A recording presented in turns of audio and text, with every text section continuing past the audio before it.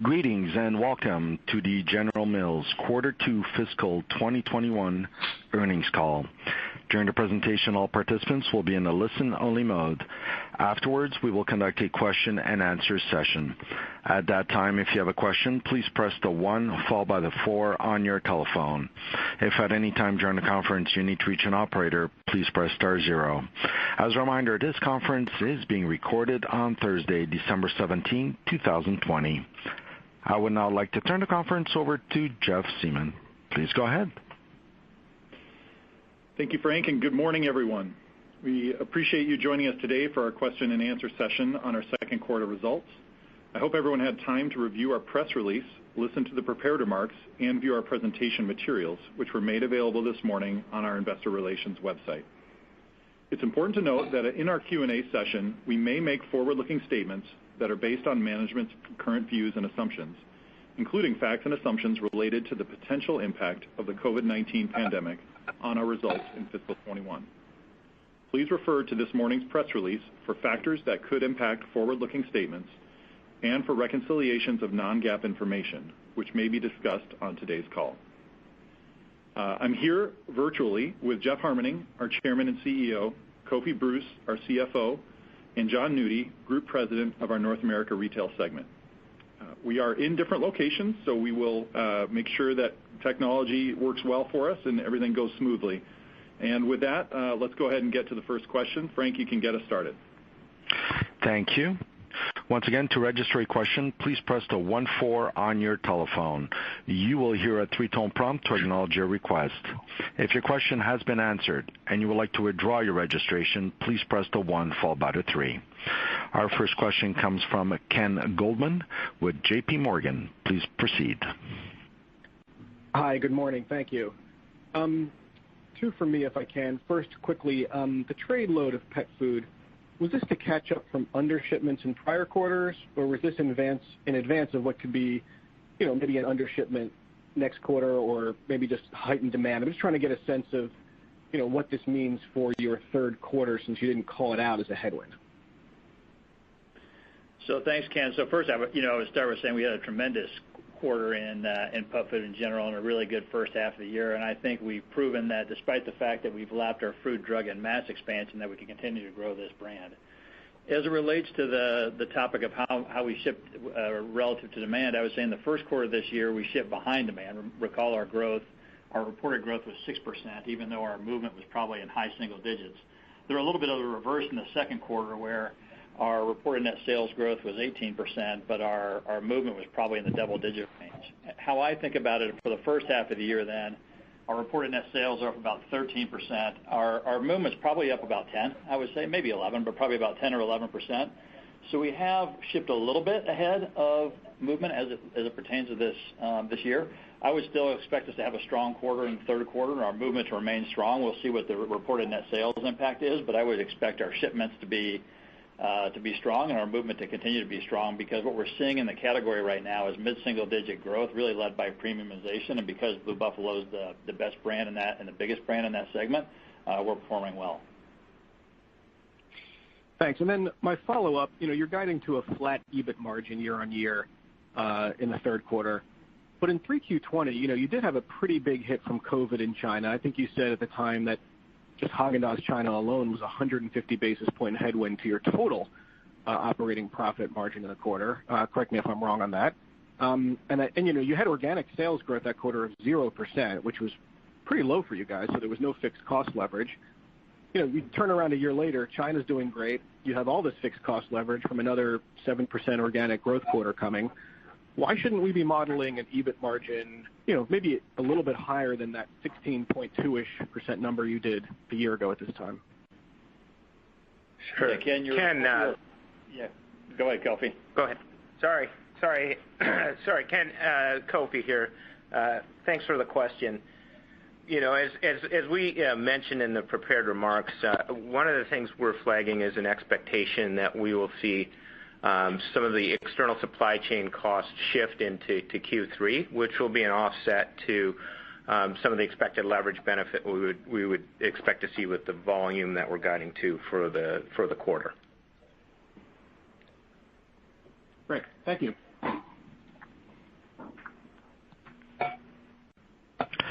Our next question comes from Andrew Lazar with Barclays. Please proceed. Good morning, everybody. Morning. Good morning, Andrew. Hi. Good morning. Jeff, in your prepared remarks, you called out, and I think you did last quarter too, but you called out some interesting results in China where traffic in the company's retail shops is coming back towards normal levels, but sales of at-home consumption items, like Wanchai Ferry, still remain quite elevated. So, of course, every market is not like for like, but do you see the dynamic in markets like China and others, like maybe Australia, that are well ahead of where we are in sort of getting the virus under control as, reasonable indicators or corollaries for some of what perhaps gives you a little more comfort in why there's conviction in some of the at-home items staying elevated even as things kind of normalize here in the U.S.? I'm trying to get a sense of, what takeaways you can conclude from some of those markets as it relates to the U.S. Yeah, Andrew, it's a very good question and also a good memory from what we talked about in Q1. I mean, I put these in my prepared remarks because there's a lot of speculation among us as CPG people in food, as well as investors and analysts about what's going to happen post-pandemic, and we're all looking forward to that day. But there are very few data points on what is actually happening when governments aren't locking down restaurants and bars and things like that. And so one of the things there are a couple data points we can point to that don't guarantee what's going to happen afterward, but at least there are data points of what's actually happened rather than speculation on what might happen. And one of those places is China, where restrictions have been lifted 5 or 6 months ago, and we're still seeing slight declines in our food service business, while our Wanchai Ferry dumplings business, which is a frozen business at home, remains up double digits. And while it's not up as high as it was at the beginning of the pandemic, it's still up double digits and significantly above where it was pre-pandemic. And we think that's important because at the very minimum, what it points to is the consumer eating habits, while they may change from where they are now once we have a vaccine and once we're post-pandemic, doesn't necessarily mean they're going to go all the way back to where they were before, or at a minimum aren't going to go back as fast. We're seeing a little bit of the same thing in Australia, where our current movement in Australia is not what it was at the beginning of the pandemic when they were on a lockdown. But we have seen growth in our business in Australia, even in the last few months as the restrictions have been eased. And so we point these things out, and I point these things out because while there's a lot of speculation about what might happen, there are at least a couple of places where we're watching what is happening, and that would point to continued levels of pretty high demand, even once we have a vaccine and once the lockdown and restrictions have been lifted. Got it. Great. No, thanks for that. And then just quickly, you discussed not yet having had the opportunity to kind of fully replenish retail inventories in a lot of areas as, consumptions remain pretty elevated. Would you anticipate more of that retail inventory refill to be able to happen in fiscal second half such that, sales maybe broadly, we call it in North America retail, could be ahead of in-market consumption? Or are we still at a place where, significant refill of inventories at retail is just tough given where consumption levels remain? Thanks so much. Yeah, Andrew, let me start with this question. I'm going to pass it to John Nudes for specifics on North America retail. I would say in general for this quarter, as I look at our whole enterprise, we really haven't built inventories in the second quarter, but it really does depend on the segment. So, for example, we talked a little bit about pet, where we did ship ahead of demand and refilled pipeline. In consumer convenience and food service, it's the opposite, where because of school closings and all the rest, certain distributors aren't carrying as much inventory, and we probably are a little bit, our RNS is behind demand, for the quarter. And in North America retail, because our movement was about 9% and our shipments were about 9%, we saw very little movement. But maybe it'd be helpful for John Nudes to kind of weigh in on maybe what we saw in Q4 last year and Q1 and 2, and then kind of what the implications are for the rest of the year. Great. Yeah, thanks, Jeff, and hi, Andrew. In terms of North America retail, we did ship in Q4 of fiscal 20 about 9 points. Shipments lagged consumption by about 9 points. As we moved through the first half of fiscal 21, we were able to replenish about 4 points of that gap. So there's still about 5 points to make up, and we do believe by the end of the fiscal year we'll get there. The majority of our categories were actually in pretty good shape from a capacity standpoint and a service standpoint, but we have a few that we're still have some significant issues with, things like soup and dessert mixes, Old El Paso taco shells. We do believe we'll get better through Q3, and by the end of Q4, I think we'll be back to where we want to be from an inventory standpoint. Thanks, everybody. Thank you. Our next question comes from Laurent Grandet with Guggenheim. Please proceed. Hey, good morning, everyone. Morning. Good morning. Yeah, good morning. I do have some questions on pet food. So wet pet food was plus 25% in the quarter, treats at plus 40. With the addition of Tastefuls and wet cat food, what to expect, for wet pet food, this coming calendar year. And also, I think you said in the past that you would be launching new treats at the beginning of the calendar year. Could you please update us on this initiative, please? Thanks. So, Laurent, as I think about our pet food business, one of the things I'm most pleased with is that we're growing across our different segments. So if you look at it by product types, if you got dog food, whether it's wet dog food or dry dog food or dog treats, we're growing in all those segments. If you look at cat food, whether it's dry or wet or treats, we're growing in all those segments. Then if we look across channels, we're actually growing across all the channels we participate in. We're growing in the food, drug, and mass channel. We're actually returned to slight growth in specialty, and we're actually growing quite a bit in e-commerce. And so I think that speaks to the underlying health of our pet food business when we can grow in all the different segments, whether it's consumer segments or whether it's in the channels we compete in. When it comes to how we're going to grow forward, certainly the premiumization of pet food and the humanization of pet food is a trend we see coming. We're really excited about this Tastefuls launch. And it's cat wet food is a $5 billion segment, and we probably have about a 2 or 2.5 share of that segment, whereas our dog dry is 10 shares. So we have a lot of ground to make up, and what we're introducing to the marketplace is going to taste great. And we know that pet parents of cats, they want to feed their cats something wholesome and natural. But they also need it to taste good because, frankly, cats are picky eaters, and certainly they can be. And so we're excited about that. When it comes to treats, we do have some treat launches lined up here for the third quarter. So we're launching those as well. And we also have some more innovation in our pipeline, both on treats and in the cat food area. And so we're pretty bullish about our ability to continue to compete effectively, given what we see in our innovation pipeline, and frankly, the continued premiumization and humanization in the pet food category. Thanks, Jeff. And if I may, I've got a second question on Europe. Sales are improving in Europe, and you mentioned in your pre-remarks, Old El Paso and Häagen-Dazs being a major element of that recovery. So now, actually, we saw also trends improving in yogurt. Could you please provide us some more business update about that significant piece of your European business? Yeah, so I'm really pleased with our European results. We grew share broadly in France, we grew share in Australia, and we held share in the UK, so our European business is doing well.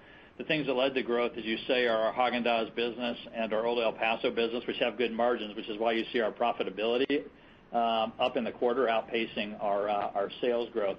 But our yogurt business, particularly in France, continues to grow. I'm really pleased with the performance of our French yogurt business. We're growing share, but we're also growing in the absolute. We're just not growing as fast as we are in Häagen-Dazs and in Old El Paso, but we are growing our yogurt business, particularly in France. In fact, our yogurt business throughout the world, with the exception of the UK, where we discontinued a subline in adult yogurt. Outside of the UK, whether it's Canada, whether it's the US, whether it's France, our biggest markets, we're actually growing our market share in yogurt, and so we feel good about our performance there. Thanks, guys, and happy and safe holidays for you. Thank you. Same for you.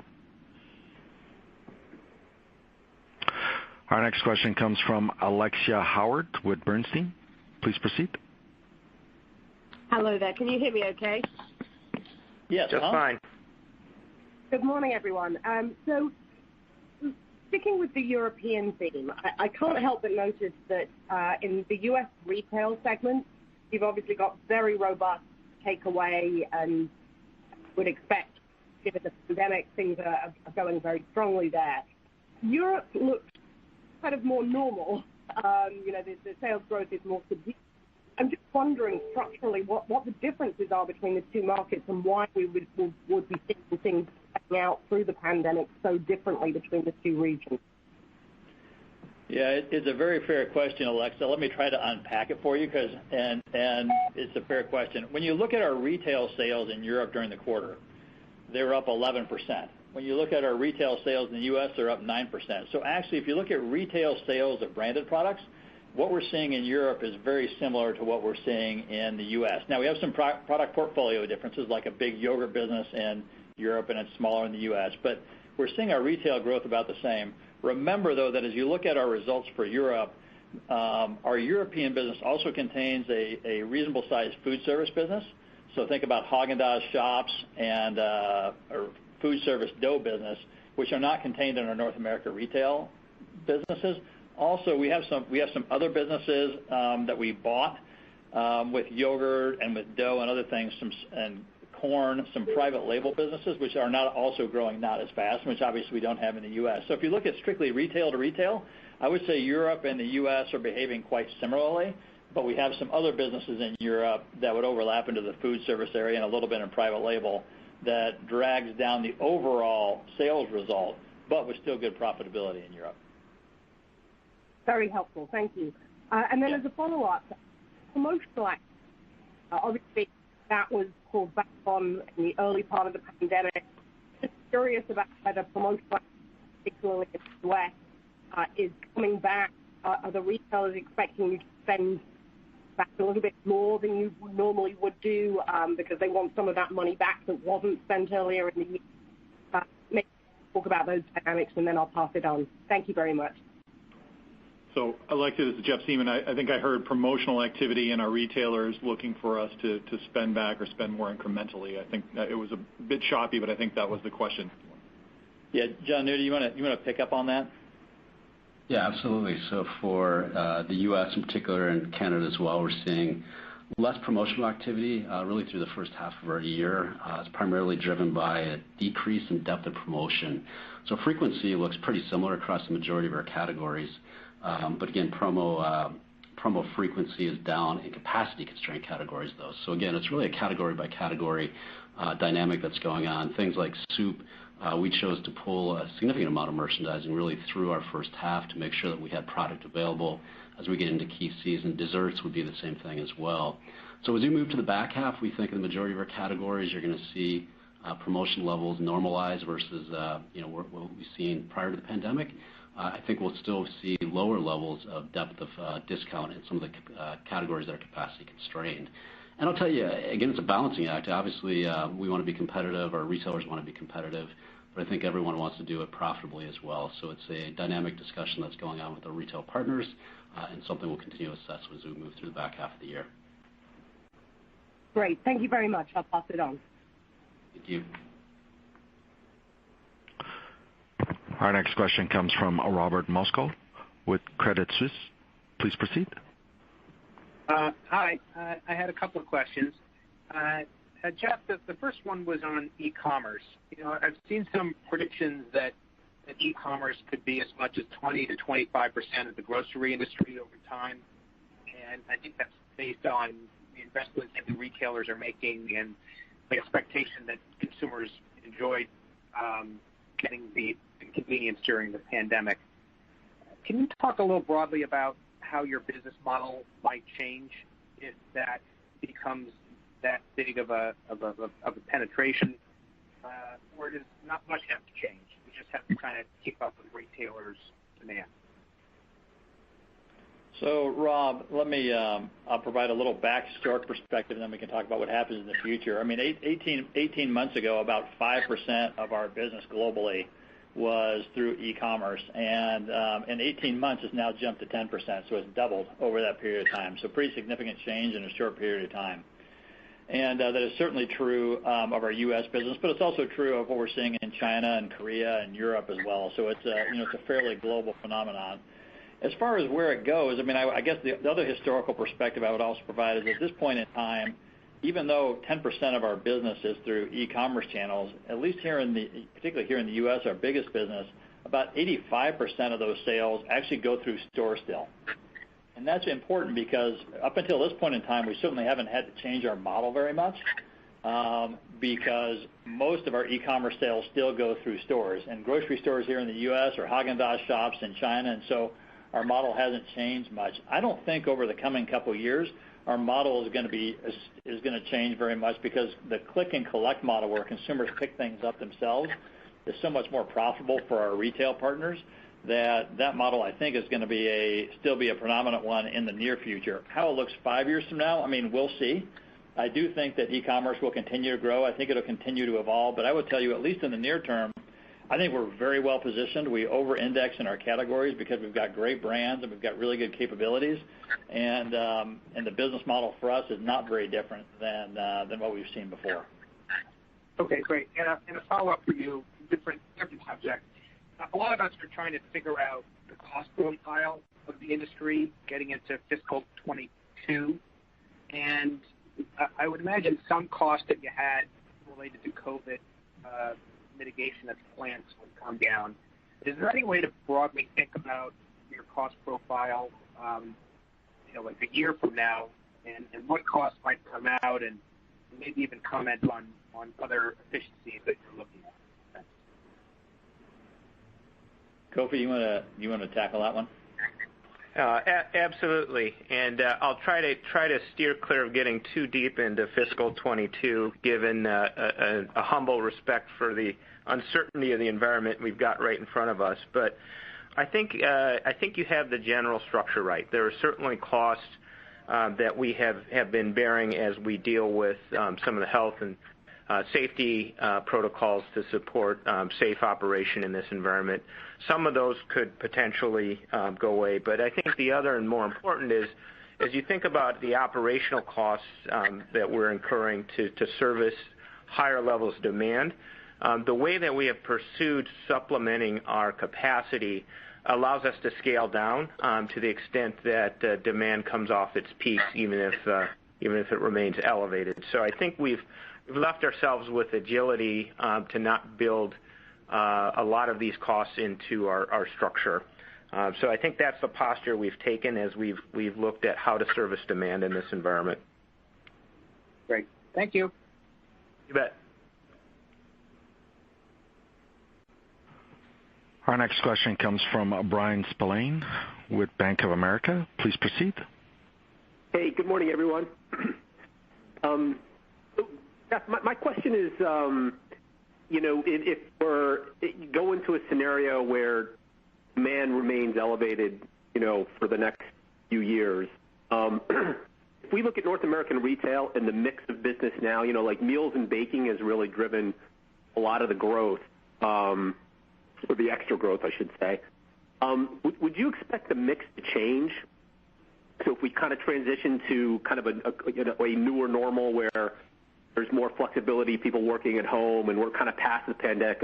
I'm just trying to understand whether or not you think the mix of what's driving the growth in North America retail would change going forward, or do you think that things like meals and baking would continue to stay at elevated levels?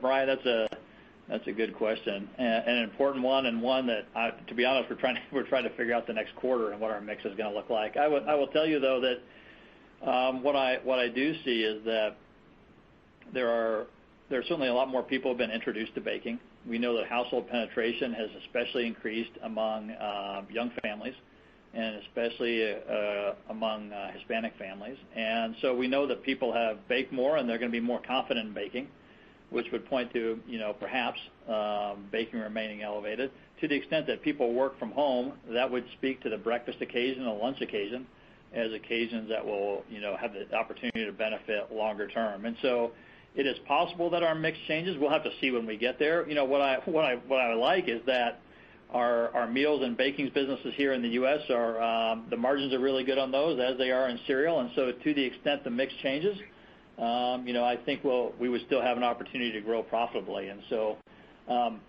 clearly we're all interested to see what's going to happen in F22 and beyond. It's a little bit early to call, but I am confident that should we see a change in mix, that we can navigate in a way that we can produce, hopefully produce some growth, but also maintain profitability as we do it. All right. Thanks, Jeff. Have a great holiday, everyone. You too.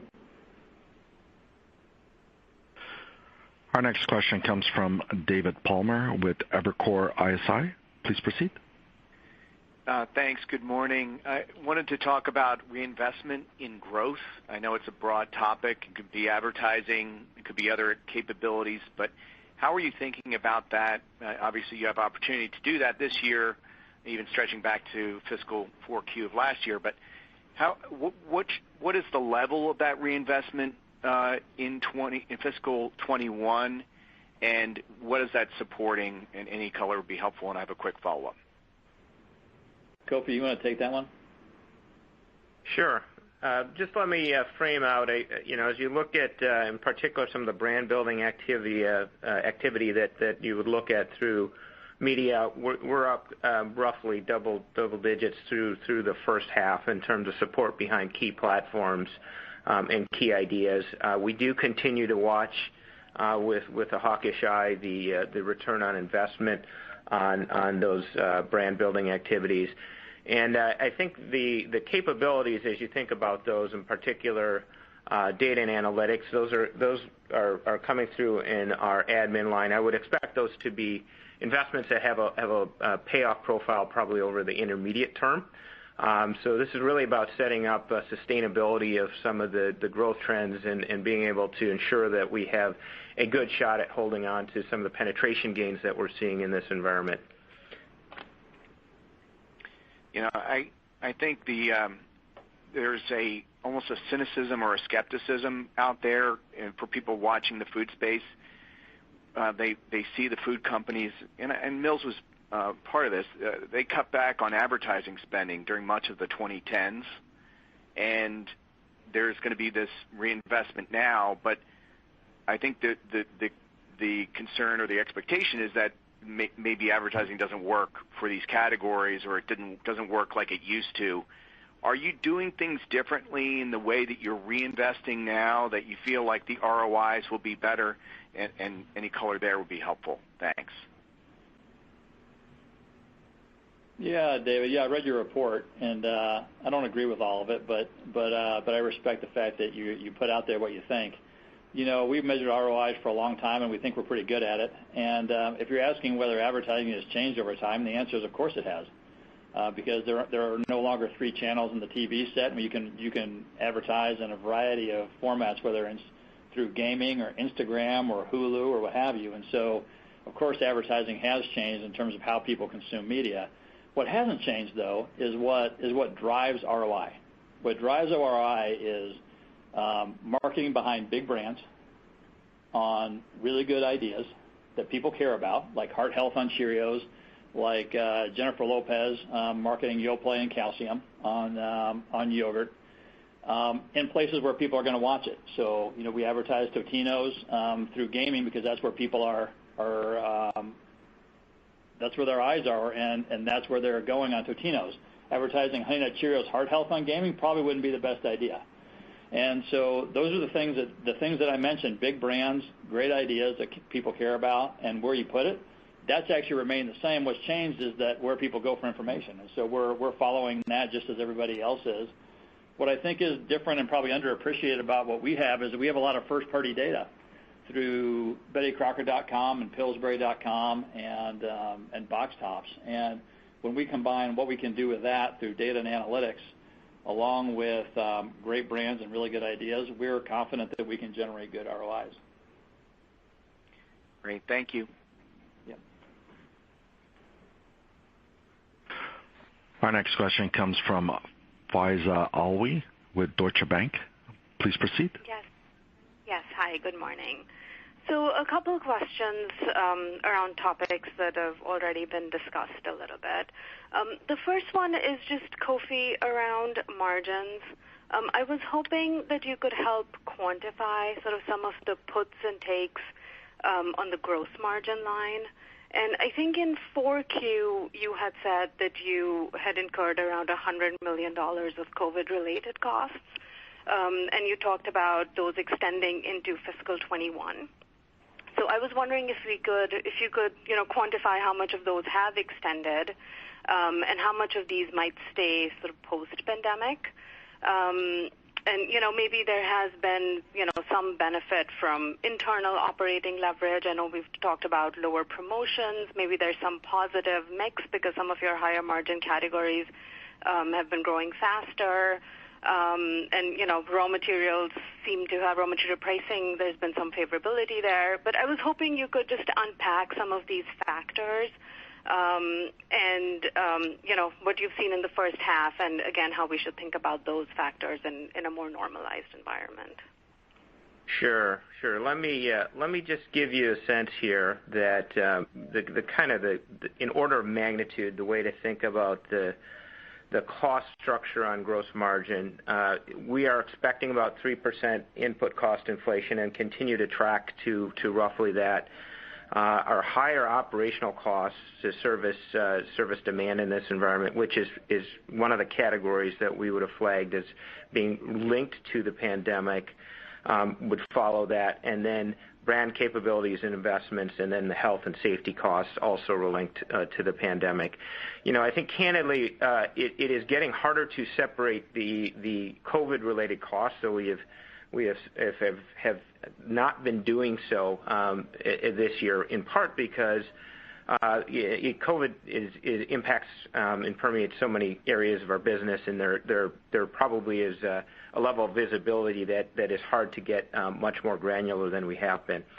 I think you're right in the call about mix of business, certainly leverage. Those things certainly help the margin profile as we're seeing a lot of growth on our highest margin businesses in pet and North America retail, driving a lot of the company's growth, and that accreting to gross margin mix. Okay, thank you. And then just to follow up, I think, Jeff, you mentioned in your prepared remarks that you have sort of incremental flexibility around bolt-on M&A and share repurchases at the right time. And I was hoping you could expand on that. Are you waiting for the pandemic to, essentially go away before you take some actions around on the M&A front? Are you more active in the M&A market than you were maybe a year ago? I know you'd previously talked about, some type of portfolio optimization or some divestments. Are there any particular categories where you would maybe like to expand in? Just more color around those topics. Sure. Let me answer it kind of top line, and then Kofi, if you want to come in and answer anything in more detail, please feel free to jump in. I would say as we think about capital allocation, obviously the first call is to the business, and we've increased our capital spending this year behind some nice growth projects, especially in cereal and fruit snacks and Mexican food. The second thing we said we would do is, once we got our leverage down, was to increase our dividend, and we've increased our dividend rate by 4% so far this year, so we've done that. And so then it begs the question, what's going to happen going forward? The first thing I would tell you is that, we would hope to get to a more, what we would consider to be more normal capital allocation process now that our net debt to EBITDA ratio is in about the 2.9 range. And so it gives us a lot of flexibility, a lot of different ways that we can create value for shareholders. If we see we'll continue to reshape our portfolio, and that's both on the acquisition front and the divestiture front. And so to the extent we see bolt-on acquisitions that we think will be accretive to our growth and good for shareholders, we now have the flexibility to do that. If, on the other hand, there's nothing that we see on the horizon on the M&A front, we now have the flexibility to buy back shares if we need to do that. We don't need to necessarily wait for the end of the pandemic before we do either M&A or share buybacks, but now we have the flexibility on our balance sheet to resume those kind of activities and to create value for shareholders in a variety of ways, which we feel great about. And I think we've proven through M&A and Blue Buffalo that we can add value through M&A, and clearly share buybacks are something that can add value as well. So that would be the top line. Kofi, anything you want to add to that? No, I think we continue to be very pleased with the progress we're making on debt deleverage, and so I think as we look at that as the gate that probably most matters, we are very quickly getting back to a place where our capital structure is in the right long-term target zone. And then I would just also add that we do have an existing share repurchase plan with a fair amount of authorization remaining up and standing. So there really isn't any additional gate should we decide that share repurchases make sense. Perfect. Thank you so much. You bet. Our next question comes from Jason English with Goldman Sachs. Please proceed. Hey, good morning, folks. Congrats on another strong quarter. Thank you. Hi. I guess I want to come back to the gross margin question, and I apologize. I got a little bit distracted by my son in the middle of your answer. So you may have actually commented on this, but I think I heard you in response maybe to Ken Goldman's question on terms of margins going to flat next quarter, mention external cost shifting into next quarter. So I guess how do external costs shift? I would think that they're just kind of there if you're using external providers. Are you effectively then signaling that if there are going to be gross margins that stall out the margin progression as we go into next quarter? Jason, I totally get the interruption from your son. I've had them even on investor calls, so I totally get it. Thanks for your question. Yes. So as you think about next quarter, the way to think about external supply chain cost shifting is that we were able to service more of our demand through internal capacity in Q2. We didn't need to rely as much on it, but as we go into Q3, with an expectation of demand remaining elevated and recognizing and linking to the fact that we didn't see as much inventory replenishment in North America retail, we would expect to have to lean more heavily on external supply chain in Q3 as we expect to make some progress against that inventory rebuild. The other component to your point, so most of that would come at gross margin. There would be potentially some additional costs that come through at the admin line as we advance some of the investment in capability. Thanks. That's helpful. And one more quick question on pet food. First, congrats on the strong results in pet. They certainly surprised me. More robust than I was expecting. Can you give me a performance by channel? Like how are you doing on e-com versus pet specialty versus what we see in the Nielsen measure channels?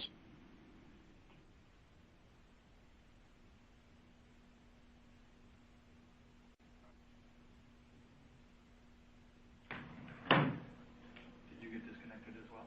No, we're still on. You got disconnected. We will dial back in. Pardon me, we're trying to reach Mr. Seaman back. Can you hear? This is John Udi. Can you hear me? Can you hear me? Yeah, John, you're there. Right. I think I even heard Jeff still talking. I think you all are on. Oh. I can't hear Jeff. I can't either. We're trying to reach Jeff back. Thank you.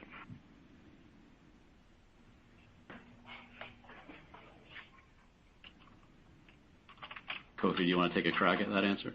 Yeah. Yep. Sorry. Just want to make sure. I'm still on. So, question was kind of by channel. As we look at our Q2, we saw pet specialty probably lagging the other two channels. E-commerce up double digits. As we look at the shape of our business, that's about a third of our sales in pet.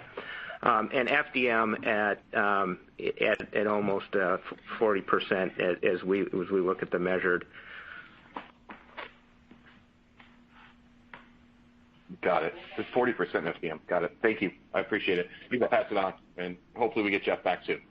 Yeah. Yep. Sorry about that. And we're back. Mm-hmm. Okay, Frank, we can go ahead with the next question. Our next question comes from David Driscoll with DD Research. Please proceed. All right, great. Thanks a lot, and glad you guys are back. So wanted to ask a little bit more about pet food. Jeff, when you bought the business, there was guidance from the old team at double-digit top-line growth. When it became part of General Mills, you stuck with that double-digit guidance. but there was just enormous skepticism on the ability of that business as part of General Mills to keep going. I think in your answer to one of the first questions, you said underlying demand is running 10, 11%. Are you able to say that Blue has some runway here to continue to see that double-digit growth? And then can you just give us, you've mentioned a bunch of things so far in the script, but can you just kind of hone in on some of the pieces here that would give us that double-digit growth for, sometime into the future? And what I like about this particular question is I hope this is not a pandemic-related question and that you guys do have some, very clear thoughts about it, because it says, I think you guys have said yourself, the pets don't eat at restaurants. So hopefully that makes sense. And then I've got a follow-up, please. Yeah, first let me go with what I know, and then we can talk about what we think. What I know is that the growth in Blue Buffalo really isn't pandemic related, and even though anecdotally adoptions are up for pets and certainly among millennials, that's actually what's not driving the growth of the category, and it's not driving the growth of Blue Buffalo. The category is being driven by the premiumization of pet food, and we know that because the dollar growth is up mid-single digits in the category, and the pounds are only up low single digits. So that delta continues to be important as pet parents switch from whatever they're feeding their pets before into more premium pet food. And so that's what we know, and we know that Blue Buffalo is a great brand.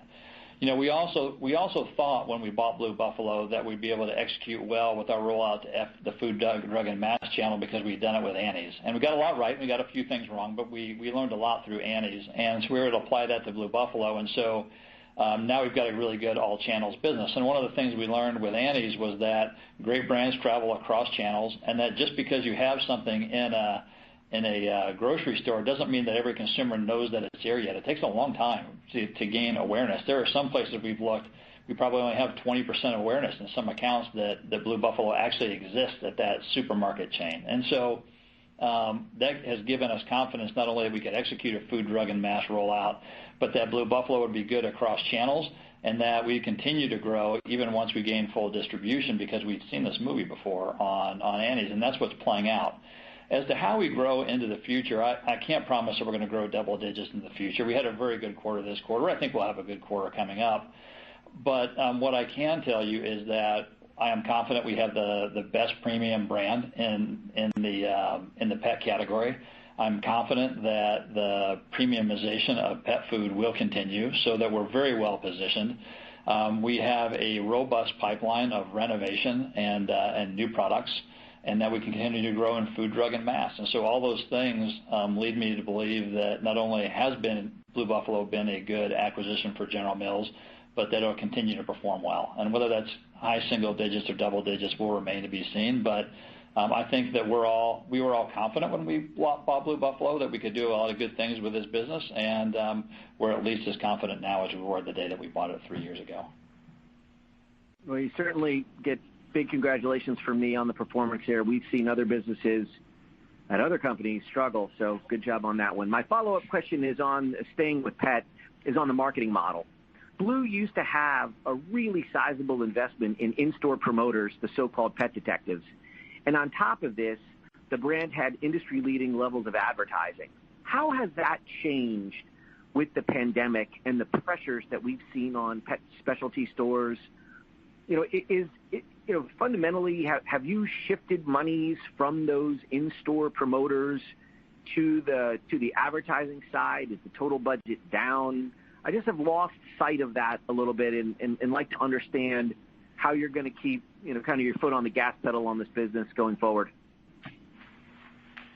Yeah, so the pandemic's changed a lot of things, including the ability of consumers to get into stores. What I will say is that what hasn't changed for Blue Buffalo, and what will not change going forward, is our commitment to keep educating pet parents on the value of Blue Buffalo. And as you say, there has been a huge in-store model to that historically, and we wouldn't see necessarily getting away from an in-store model, but we've begun to supplement that not only with TV advertising but also digital advertising and digital marketing. And so what I think you'll see is our dedication to growing the brand and growing our marketing will continue. How that marketing mix will change over time.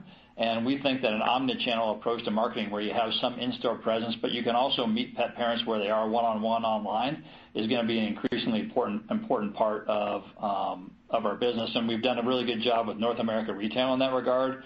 And we're applying some of what we learned into pet and plowing some new ground. We'll probably talk about that even more maybe a quarter from now. But it's a really good question. What I can tell you is that the marketing model will continue to evolve as our ways of reaching pet parents evolve, but our dedication to building the brand will remain unchanged. Appreciate the thoughts. I'll pass it along. Thank you. Our next question comes from Rob Dickerson with Jefferies. Please proceed. Great, thank you. Jeff, maybe just a kind of a broader question just around the strength of brands, right? And I guess more specifically your brands and the market share you've been able to hold or take within the U.S. really over the past 9 months, kind of vis-a-vis private label, right? There's been a lot of discussion and why private label has maybe lagged some of these stronger brands or master brands. Up front, it seemed like it may have been a supply chain issue. It would seem like the supply chain issue maybe has kind of drifted a little bit, speaks more broadly and positively to brands overall. But then at the same time, we hear companies saying, okay, well, if we go into a recession, consumers will continue to look to consume food at home because it's a less costly option. But also sounds like you're suggesting they still won't go to private label. So I'm just trying to, kind of right size, how we should be thinking about brands overall with respect to kind of the economic backdrop, and then kind of compared to private label. Sorry, there's a lot there, but thanks. There's a lot there because there's a lot there. What I would say is that let me go back to the last Great Recession because I was actually marketing during that. The first thing I would say is that anytime you see economic turmoil, the first shift that consumers have toward value is actually not to private label. The first shift really is away from home eating to at home eating, because the economics of eating at home are a lot more favorable for consumers than the economics of eating away from home. So that's the first big shift that takes place. So you see the categories grow. Then, within that, what we saw within our categories during the last Great Recession, we actually held share through the Great Recession. Private label actually grew as well. Private label actually grew share, and where we saw the share losses was from middling brands. And so that's one of the things we saw during the last Great Recession. What we've seen now is that in the categories in which we compete, not only here in the U.S., but in Europe and Brazil as well, is that we continue to gain market share because we've got good brand strength as well as good supply chains. Our retail customers see that we're driving growth in the majority of our categories, and they want to see that growth continue. And at least so far, we've seen private label shares decline, whether it's in pet food or human food or even in Europe. And so, then the question is what comes forward, and we don't see any reason why consumers won't continue to buy big brands. Consumers may decide to shift to more to private label, but if what happens during the last Great Recession happens again in our categories, we'll at least hold share during that period of time. So I like to try to get back to what has happened, because everyone likes to speculate about what will happen, and I do too, but I think it's instructive always to go back and look to see what has happened. Okay, fair enough. And then just kind of a follow-up question that's related. Obviously, really over the past 5 years, right, there's been an incremental push into ongoing SKU optimization. That's just kind of, that's kind of nature of the beast, always. Seems like there's been maybe a little bit of an acceleration or kind of pull forward, of that. just given everything that's been kind of at hand over the past 9 months, let's call it. Do you kind of feel that, when you speak with the retailers, that they're really, increasingly focused on those high velocity, kind of more scaled, more profitable items, such that, kind of those larger brands still kind of have the advantage relative to some smaller brands trying to kind of eke in, right? While, obviously there are a lot more moving parts now than there may normally be. And that's it. Thanks. John, you want to take this one? Yeah, sure, Rob. A couple of things. I think the variety of SKUs really needs to be looked at category by category. So as you know, we put on hold a significant number of soup SKUs as we went into the pandemic. And what we learned was some of those we can do without, but some of them are important because variety matters to consumers. So you have to start with the consumer and really understand what they're looking for. The broader trend that we're seeing, though, particularly with retailers, and Jeff mentioned that 85% of e-commerce is click and collect. So those orders are being fulfilled from the shelf. And for the retailers to really be efficient and run the shelf well, both for the customers coming in as well as the customers driving through, they are moving to fewer SKUs on the shelf with higher velocity. And for us, we think that plays well for our brands. Our brands tend to be number one or number two in the category. We've been focused on building our brands. And this is the third or fourth consecutive year in a row in North America retail where we've grown share in the majority of our categories. So we think we're set up well for the dynamic that's going to play out on the shelf in the future. All right, great. And happy holidays. Thank you. You too, Rob. Thank you. No problem. All right, Frank. I think that's. Unfortunately, I know we weren't able to get to everybody on the queue, but I think we're gonna wrap it up here and wish everybody a very safe and healthy holiday. Thanks for spending your time. Appreciate the interest in General Mills, and we'll be in touch soon. That does conclude the conference call for today. We thank you for your participation and ask that you please disconnect your line.